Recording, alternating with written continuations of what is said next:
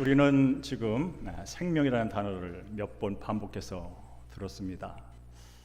이 세상에 생명이 없다니, 풀의 생명도 있고 나무의 생명도 있고 우리 집에 강아지 생명도 있고 무슨 얘기야, 나 지금 살아있는데 하시는 분들에게 이 생명이 어떤 의미인지를 잠시 후에 알려드리겠습니다. 영생에 이런 말이 나옵니다. 추위는 열의 부재다. 부재는 없다는 거죠. 우리 고재준 지사님은 한나에게 부재가 뭐냐면 없다는 뜻이야, 이렇게 알려주시면 되겠습니다. 어둠은 빛의 부재, 빛이 없는 상태를 말합니다. 그리고 죽음은 생명의 부재, 살아있지 않은 상태를 말합니다. 저는 이 영상을 보면서 이런 질문을 해봤습니다.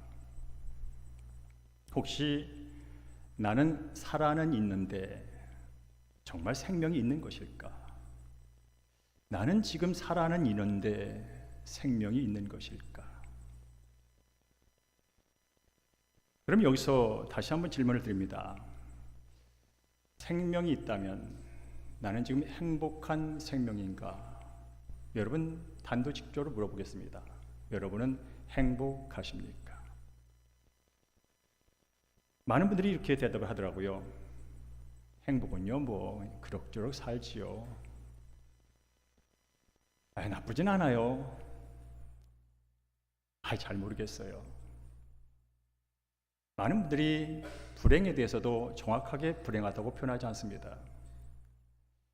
행복에 대해서도 행복하다고 말하지 않습니다. 물론 행복을 추구한다고는 생각하죠. 그러면서 그 내면 속에 이런 소리를 대답을 합니다. 한 날 한 날 버티며 삽니다. 제가 어느 날 이런 글을 본 적이 있습니다. 인생이란 무엇인가? 인생이란 무엇인가? 누군가 이렇게 대답을 했습니다. 스크린 따라오시고요. 인생이 뭐냐면 택배를 기다리는 과정이다. 택배를 기다리는 과정이 인생이다 라고 대답을 합니다. 주문할 때는 행복합니다. 주문할 때 정말 행복합니다. 나도 이걸 갖게 되다니, 비로소 이걸 갖게 됐어. 그래서 배송 과정이 어떤지를 클릭해 봅니다. 출발했답니다. 배송이 시작됐답니다. 마음이 설레기 시작합니다. 멀지 않아 받겠구나. 드디어 도착했다는 메시지가 뜹니다. 부랴부랴 현관문을 열고 가서 내가 주문했던 택배를 들어 올리는 순간 기쁨이 팍 올라옵니다. 그러면서 성급하게 부랴부랴 포장지를 뜯어냅니다. 그때는 정말로 감격스럽습니다. 그런데 며칠이 지나면 여러분의 마음이 어떻습니까? 또 다른 것을 검색합니다. 또 이런 설렘과 감격을 줄 그 무엇을 향해서 또 우리는 검색을 시작합니다. 이것을 반복하며 우리는 한날 한날을 살아가죠. 그런가 하면 산의 정상에 오른 분들은 이런 경험을 했을 겁니다. 오늘 내 목표는 저 꼭대기야. 그래서 정상을 향해서 한 발 한 발 힘들어도 올라가지요. 결국 정상에 도착했습니다. 그야말로 기분이 짜릿합니다. 와, 내가 해냈다니, 내가 올라왔다니. 그러면서 사진을 찍습니다. 보세요, 봐요, 나도 올라왔어요, 나도 이뤘어요, 나도 성취했어요. 사진을 찍습니다. 왼쪽에 3방, 오른쪽에 3방. 그리고 갈증을 해결하기 위해서 갖고 왔던 물통에서 물 한 잔을 마시고 그때 버뜩 떠오르는 생각이 있습니다. 빨리 내려가야지. 어둡기 전에 내려가야지. 그러고 나서 우리는 내려오면서 그런 생각을 하죠. 다음에는 어떤 산에 오를까? 어떤 산에 또 올라갈까? 그래서 정상이 도착지가 아니라 또 다른 출발점이 되는 그런 순간을 늘 맞이하며 살아갑니다. 어쩌면 우리 인생도 이와 같다고 생각합니다. 대학만 가면 행복할 줄 알았습니다. 취업이 되면 행복할 줄 알았습니다. 결혼만 하면 정말 행복할 줄 알았습니다. 집만 사면 행복해질 줄 알았습니다. 은퇴하면 자유롭게, 편안하게, 여유있게 살 생각해서 행복할 줄 알았습니다. 그런데 도착해보면 또 다른 갈증 앞에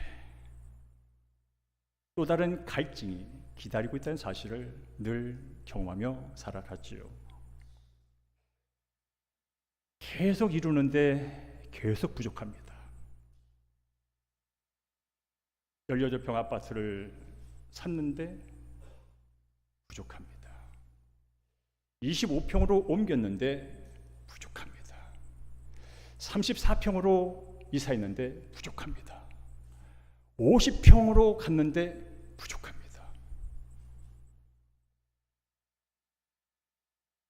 계속 채우는데 채운 만큼 오히려 더 허기를 느끼는 것이 우리의 인생이라는 것을 깨닫게 됩니다. 왜 그럴까? 왜 그럴까? 돈이 더 있어야 돼서 그럴까?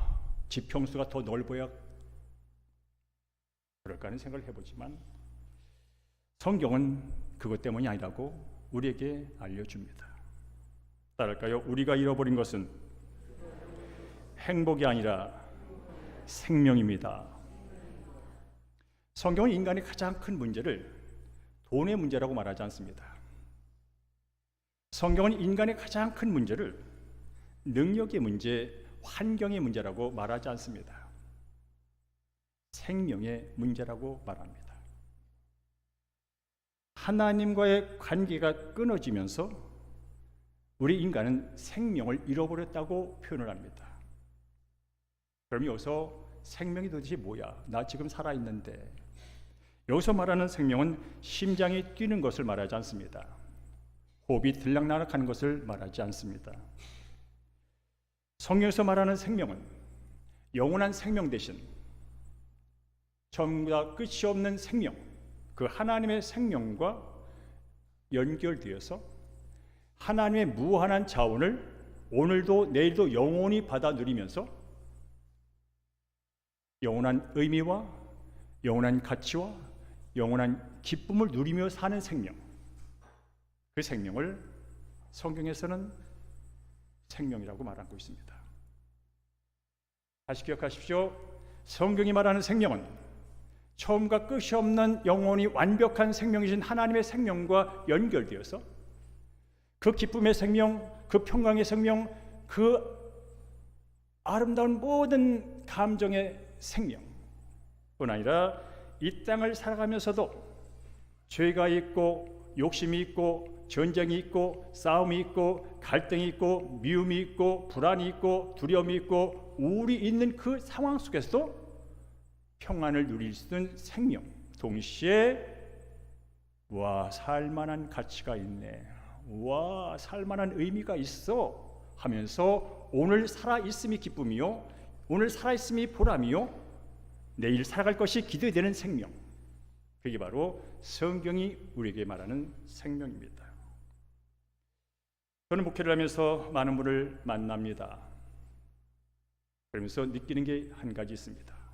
뭐냐면 사람들은 밥이 없어서 허전한 게 아니고 밥을 못 먹어서 갈증을 느끼는 게 아니고 밥을 덜 먹어서 힘든 게 아니더란 말입니다.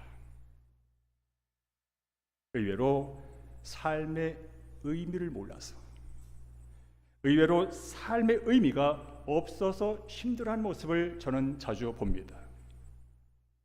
겉으로는 물론 괜찮아 보이지요. 학력도 괜찮고 직장도 괜찮고 연봉도 괜찮고 결혼도 했고 자녀도 있고 인정도 받고, 그런데 혼자 있을 때 이런 질문들이 올라온답니다. 내 인생이 이게 다인가? 나는 왜 사는 거지? 도대체 끝은 어떻게 되는 거야? 그런 질문이 올라온답니다. 그런데 아십니까? 이 질문은 절대로 이상한 질문이 아닙니다. 절대로 이상한 질문이 아닙니다. 인간이라면 한 번쯤 반드시 깊게 해보고 가야 할 질문을 사람은 하고 있는 것입니다.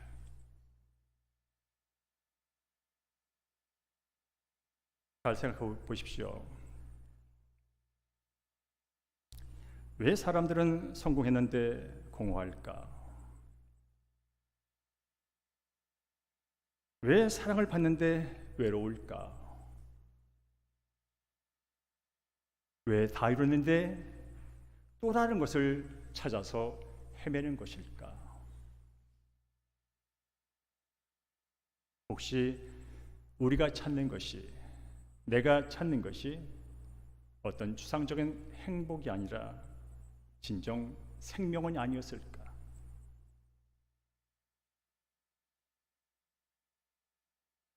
사람은 밥만 먹고 사는 존재가 아닙니다. 사람은 어떤 것을 이루는 성취의 목적만으로 살 수 있는 존재가 아닙니다.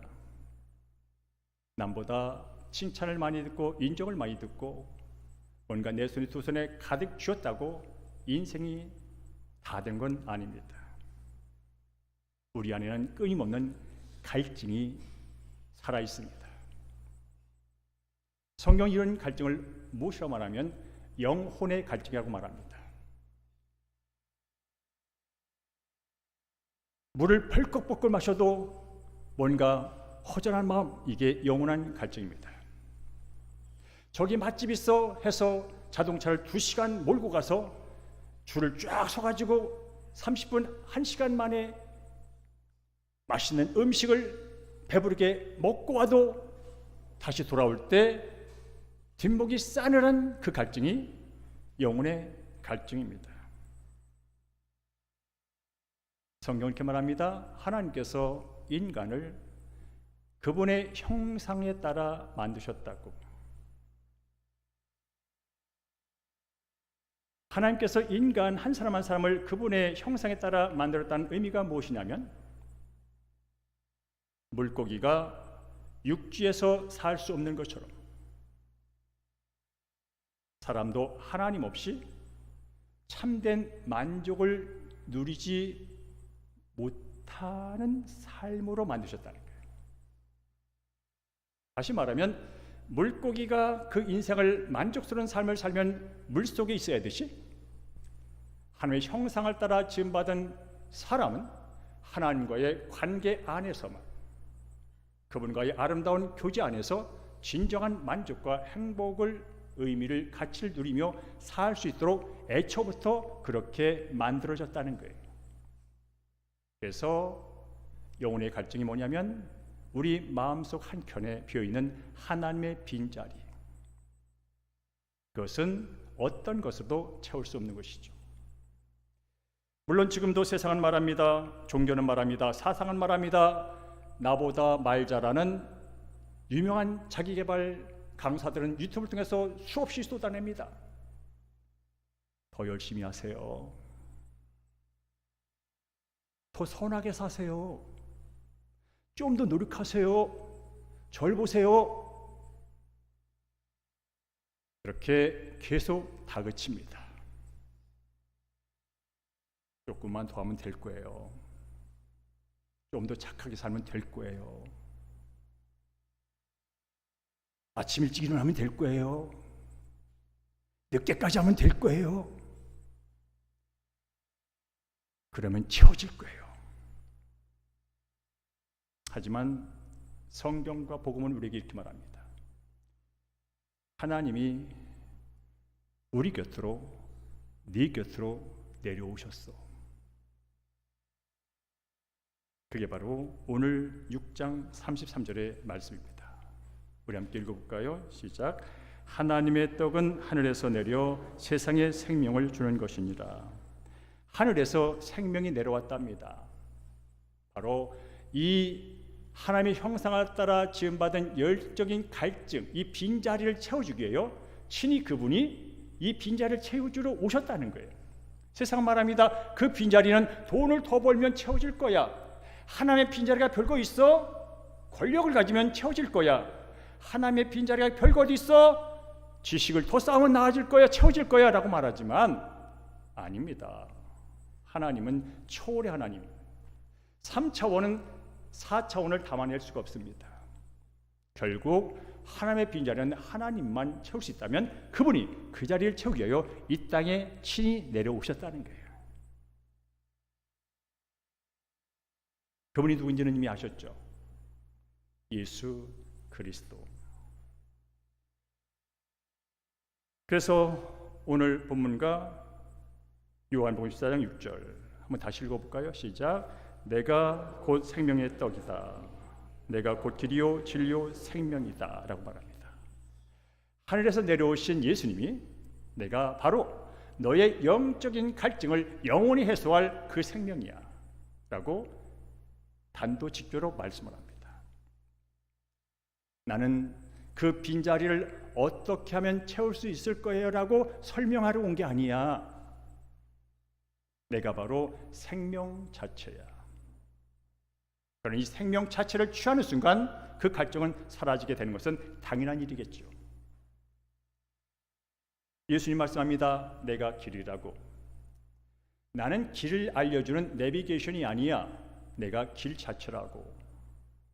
처음과 끝을 연결시키는 길이라고.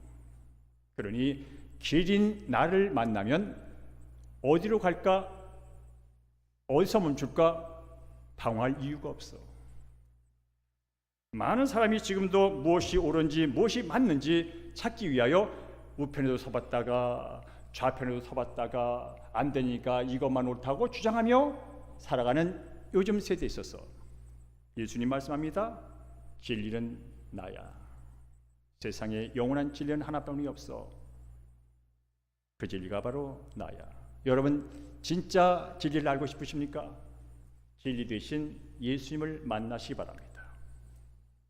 세상은 많은 사상가들이, 철학가들이 이곳이 진리입니다, 저곳이 진리입니다라고 말하지만 여러분 그런 책을 얼마나 읽어보신지 모르겠지만 그 책 읽는다고 진짜 진리가 깨달아지던가요? 진짜 만족이 되던가요? 안 됩니다. 수많은 도서관에 수많은 책이 그 길에 대해서 얘기를 합니다. 그러나 어느 책도 하나님이 없는 자리를 채우지는 못합니다. 그래서 사람이 지금도 수많은 사상가와 철학자와 이념가들을 찾아서 책을 읽어대지만 여전히 허전한 건 마찬가지죠. 예수님 말씀합니다. 힘들고 지치고 어떤 때 너 죽고 싶지? 인생이 죽을 것 같지? 나는 너에게 죽음이 무엇인지, 죽음을 어떻게 이길지를 설명하지 않고 바로 죽음 자체를 무력화시키는 생명이 나야.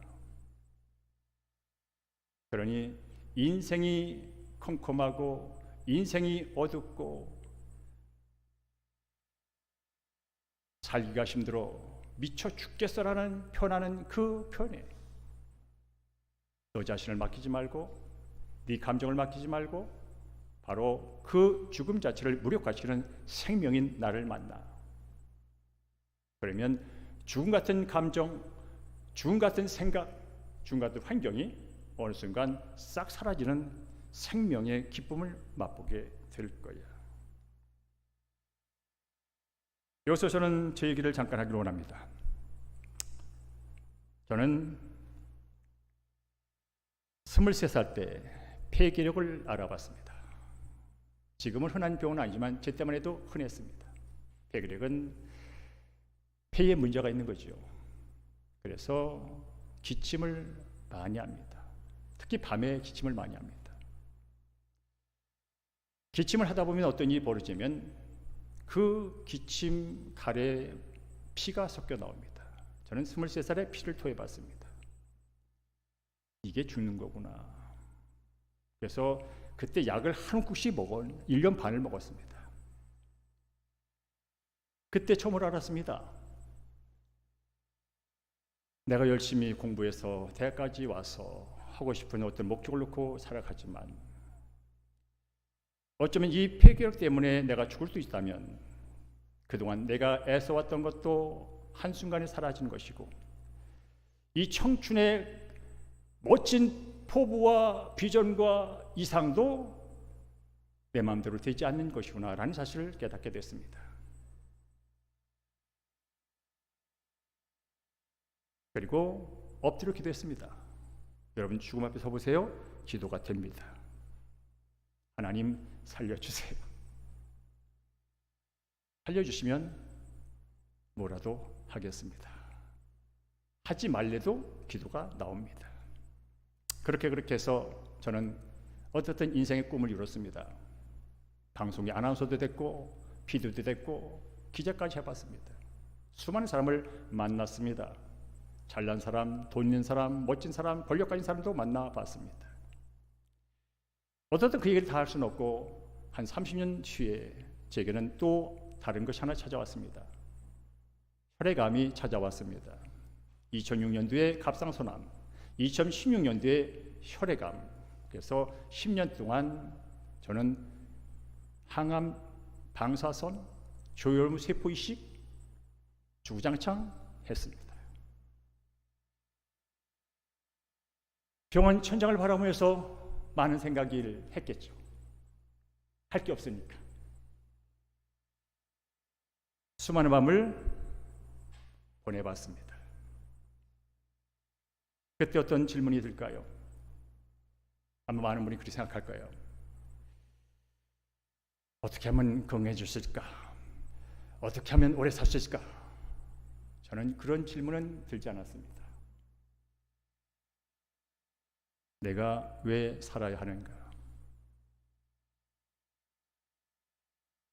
내게 삶이 또 주어진다면 어떤 삶이 진정으로 가치 있을까? 그런 질문을 천장을 보며 했습니다. 그 질문 앞에 돈도 명예도 성공도 답이 되지 못했습니다. 근데 순간순간 제가 믿는 그 하나님, 저를 이 땅에 보내시고 저를 자라게 하시고 구원케 하시고 목사라는 직분까지 이끄신 그분이 제게 내적으로 이런 음성을 주셨습니다. 영서봐, 어떻든 네가 암으로 인해서 고통스러운 순간을 지금 보내고 있지만 이것만큼 분명하다. 너는 우연히 태어난 존재가 아니란 사실이야. 남이 볼 때는 병든 자야. 남이 볼 때는 어쩌면 소망이 없을 수도 있어. 근데 중요한 것은 너희는 우연히 태어나지 않은 존재라는 사실은 분명해. 그리고 말이다, 내가 너를 사랑해. 어렸을 때도 나는 너를 사랑했고 폐결핵에 걸렸을 때도 내가 너를 사랑했고 사람들이 두려워하는 암에 걸려 고용량 항원하고 무균실에서 세포이식을 하는 그 긴급한 순간 속에서 나는 너를 사랑하고 있어. 사랑한다는 게 무슨 뜻인지 아니? 내가 너와 함께 하고 있다는 뜻이야. 그래서 제가 그 병상에서 발견한 것은 건강의 소중함이 아닙니다. 그건 다 알잖아요. 발견 안 해도 알잖아요. 그건 병상에서 건강의 소중함이 아니라 예수님의 소중함을 더 깊이 깨달았습니다. 그래서 제가 가끔 간증할 때 말하잖아요. 제가 예수를 안 믿었다면 어떻게 됐을까? 제가 말하잖아요. 이렇게 사는 게 무슨 의미가 있을까? 이런 고통 속에 사는 게 무슨 의미가 있을까? 이런 치료 가운데 사는 게 무슨 의미일까? 하는 생각이 버뜩버뜩 들었다고요. 그런데 그 순간마다 함께 하신 예수 그리스도, 그분의 생명이 내 영혼을 붙들고 있고 내 처음과 끝을 붙들고 있다면 그 사실 때문에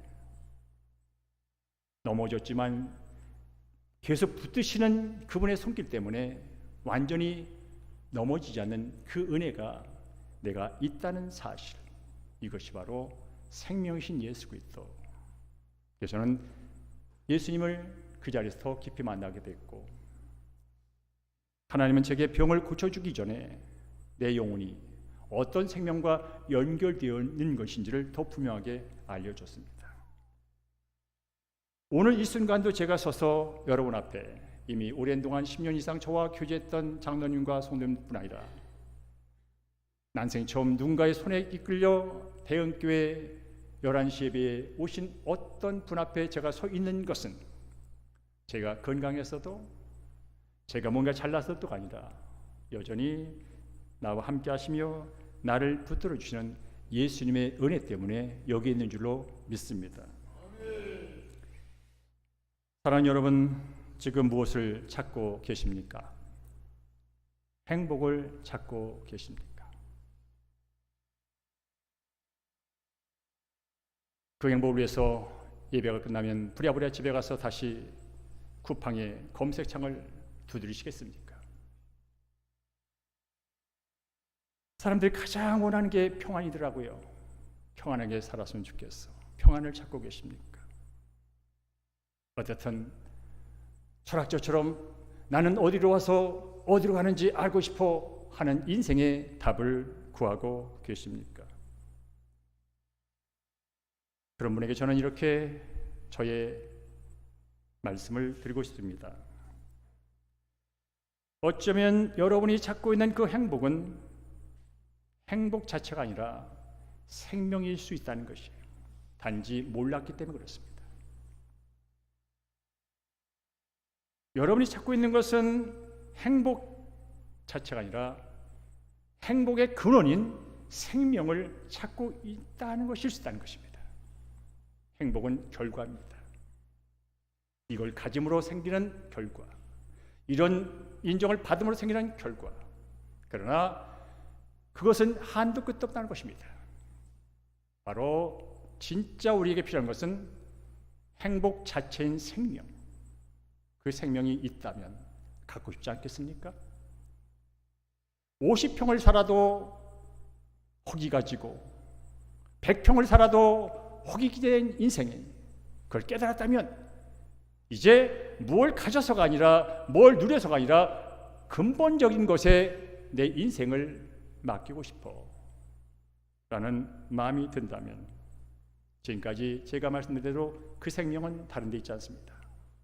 내가 생명의 떡이다, 내가 길이요 진리요 생명이다 말씀하신 예수 그리스도, 그분을 만나는 것입니다. 그분은 이렇게 우리에게 말씀하셨죠. 35절 말씀을 한번 읽어보겠습니다. 35 시작. 내게 오는 자는 결코 줄이지 아니할 것이요 나를 믿는 자는 영원히 목마르지 아니하리라. 아멘. 예수님이 친히 말씀하십니다. 생명인 내게 오는 자는 결코 굶주리지 않을 거야. 안 먹어도 배부른 인생을 경험하게 될 거야. 그렇다고 너에게 밥을 안 주겠다는 뜻이 아니야. 먹어도 4시간 후에는 다시 먹어야 되는 그런 음식 차원의 문제가 아니라 한 번 먹고 영원히 굶주리지 않는 그 생명, 그게 바로 나를 믿는 것이고 나를 아는 것이고 나와 함께 하는 것이다 라고 말씀하고 있다는 것이죠. 그러면서 저는 여러분에게 다시 한번 권면합니다. 예수님을 진심으로 만나보시기 바랍니다. 마음을 열어 진작에 알아보시기 바랍니다. 저는 여러분에게 오늘 교회에 왔으니 대흥교회 등록하세요라고 지금까지 말을 한 번도 하지 않았습니다. 그래도 인생 살면 종교 하나쯤은 가져봐야지요. 종교 하나쯤은 가져봐야죠 라고 여러분에게 말하지 않았습니다. 그저 한 분만 소개했습니다. 저를 이 땅에 보내시고 수많은 질병 가운데서, 고통 가운데서 없는 삶 속에서 저를 만나 주시고 나의 길이 되어 주시고 흔들리지 않는 진리가 되어 주시고 영원히 목마르지 않은 생명이 되신 예수님을 여러분께 소개해 왔습니다. 특별히 오늘 이 자리에 오신 분들 가운데는 여러분이 스스로 온 것 같지만 그렇지 않습니다. 짧게는 지난 50일 동안 여러분 옆에 있는 어떤 대형교회 성도가 여러분의 이름을 부르며 기도했습니다. 하나님, 나의 사랑하는 부모를 구원해 주십시오. 하나님, 내 사랑하는 남편을 구원하여 주옵소서. 내 사랑하는 아내를 구원하여 주옵소서. 영원히 목마르지 않는 생명 예수를 만날 수 있도록 은혜를 베풀어 주옵소서라고 기도하고 기도했습니다. 그리고 그 기도 가운데 하나님은 이 자리에 있는 여러분 한 사람을 기억하셨고 오늘 여러분이 어떤 분의 손에 이끌려 초대에 반응하여 친구의 말이니까 한번 가줘야지, 부인의 말이니까 한번 가줘야지, 남편의 말이니까 한번 가줘야지, 친구의 말이니까 한번 가줘야지, 그렇게 오셨을지라도 분명한 것은 하나님께서 여러분의 발길에 여러분의 마음이 변한 일에 개입하셨다는 사실을 믿으시기를 주님으로 축복합니다. 아멘. 생명을 만난다는 일은 내 의지나 감정으로 되는 게 아닙니다. 우리는 이미 나라고 하는 자로 꽉 묶여있는 사람입니다. 예수를 믿지 못하게 만드는 모든 세상의 환경으로 이미 나는 교육을 받은 사람입니다. 어떤 것도 깰 수 없는 것으로 다져진 내 마음이 동하여 오늘 이 자리에 있다면 그보다 큰 힘이 여러분 마음에 개입했다는 뜻입니다. 지금도 예수님은 이 자리는 저와 여러분을 이렇게 초대하고 계시죠. 마태복음 11장 28절을 함께 읽습니다. 시작. 수고하고 무거운 짐진 자들아 다 내게로 오라 내가 너희를 쉬게 하리라. 아멘. 인생이 뭔지 아세요? 수고하고 무거운 짐진 자가 인생이야. 수고하고 무거운 짐에서 예외된 사람이 있을까요? 지금 80억 인구 가운데 나는 수고하고 무거운 짐이 하나도 없어 라고 자신 있게 말할 수 있는 사람이 과연 한 명이나 있을까요? 아닙니다. 그래서 지금 하나님께서는 이 자리는 여러분을 수고하고 무거운 누구야 라고 초청했을 뿐 아니라 초청한 자리에서 그냥 머물다 가게 하는 것이 아니라 여러분의 마음이, 여러분의 삶이 이 땅에 주어지는 80이요, 90이요, 100이요, 120이요 이 땅의 삶도 평강 가운데 폭풍과 몰아치는 질병의 고통이 있을지라도 사업을 하다가 사업이 망해서 힘든 상황이 있을지라도 공부를 열심히 했는데 합격이 안 되어 실망하는 순간이 있을지라도 거기서 끝까지 희망을 놓지 않고 끝까지 살아낼 힘을 가지고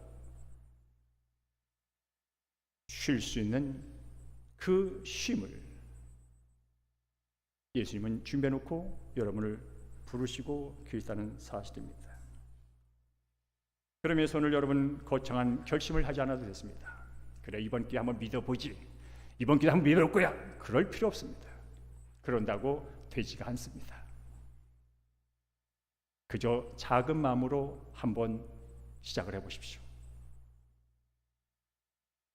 오늘 말씀을 들으면서 그래 생명이 뭔지 모르겠어, 생명 이꼴 예수라는데 당최 모르겠어, 당연히 몰라야 정상입니다.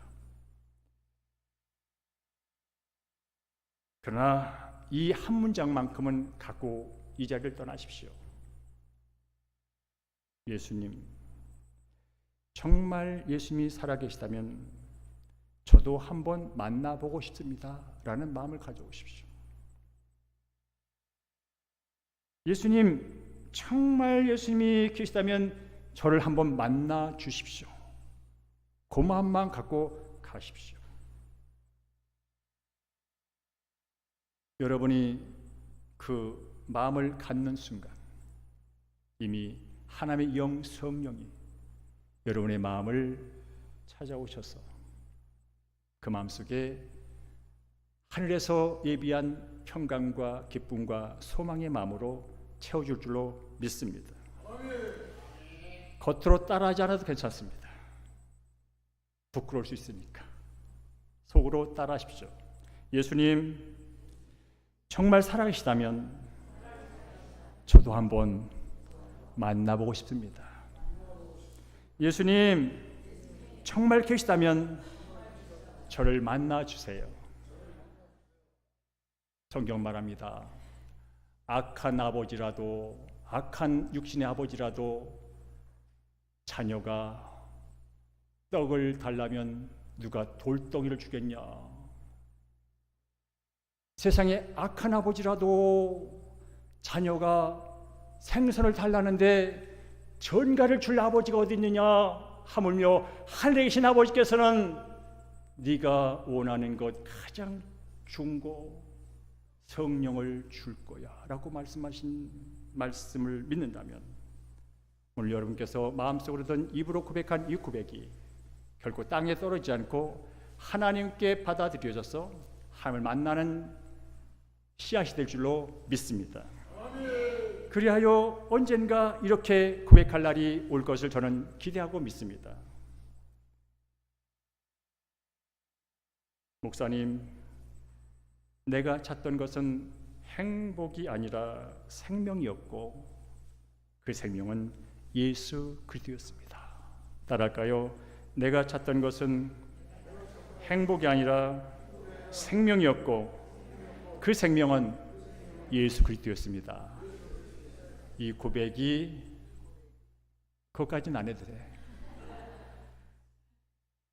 6개월 후든 1년 후든 아니 10년 후든 여러분의 입에서 죄 앞에서든 여러분의 가족 앞에서든 어떤 교회에서든 그 고백이 있기를 주님으로 축복합니다. 그 고백은 단순한 고백이 아니에요. 영원한 생명, 영원한 나라로 연결된 고백. 오늘 죽어도 여한이 없는 고백. 수고하고 짐든 고통 속에 한날 한날 경경 속에 한날 한날 피말리는 이 상황 속에서 평강을 누리며 살 수 있는 기쁨을 누릴 수 있는 엄청난 고백. 그 은혜가 오늘 이 시간 시작점이 되고 출발점 되기를 주의 이름으로 축복합니다. 아멘.